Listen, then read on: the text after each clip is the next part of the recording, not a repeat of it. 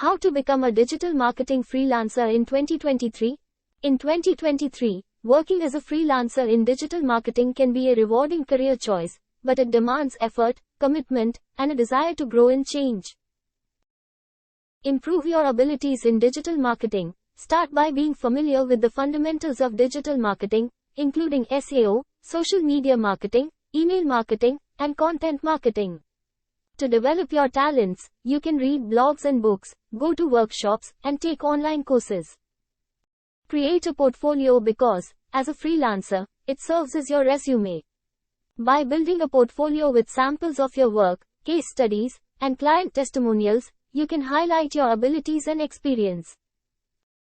Choose a gap in the market. Choose a specialty and concentrate on your area of expertise. You may, for instance, focus on social media marketing for small businesses or SEO for e-commerce websites. Create a website, register your company, and develop a presence on social media to set up your business.